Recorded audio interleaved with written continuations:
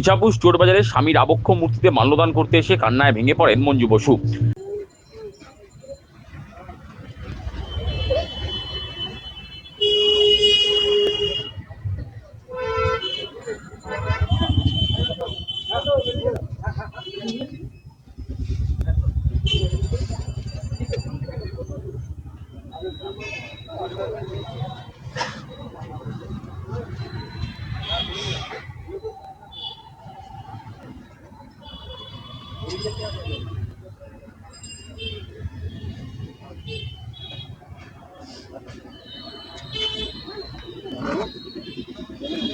বাম জামানায় 2000 সালের 1 এপ্রিল ইছাপুর চোরবাজারে দুষ্কৃতীদের গুলিতে খুন হন তৃণমূল নেতা বিকাশ বসু।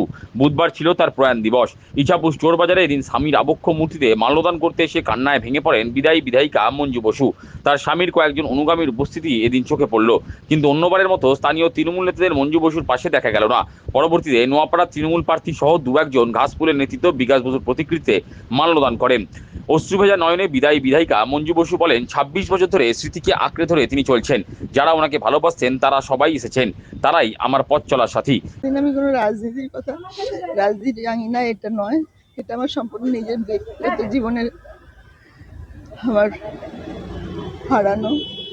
আর 26 বছর ধরে সেই স্মৃতিকে আঁকড়ে ধরে চলছি, এবং তাকে যারা একান্ত ভালোবাসে, তাদের ভালোবাসায় কোনো ঘাটতি নেই, কোনো উদ্দেশ্য নেই, একদম সম্পূর্ণ উদ্দেশ্যহীনভাবেই যারা ভালোবাসে দেখছেন, সবাই এসেছে, তারা আছে, তারা আমার পথ চলার পথে সাথী।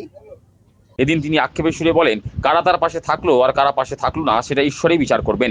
সাধারণভাবেই সে আজকে বড় হয়েছিল জেলায়, তা আজকে কে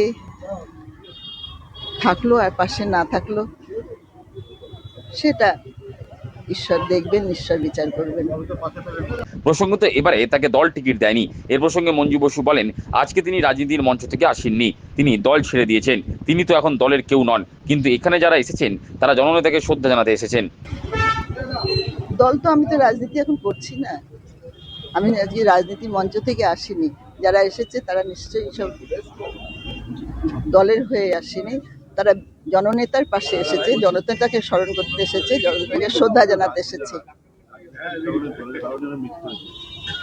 সেটা তো হয়েছে, সেটা কি হবে না হবে জানি না। আমি তো দলের এখন কেউ নই, যার জন্য আমি সেইভাবে দলীয়ভাবে কাউকে আমি বলিও নি, বলবো না, এটা নিজস্ব ব্যাপার।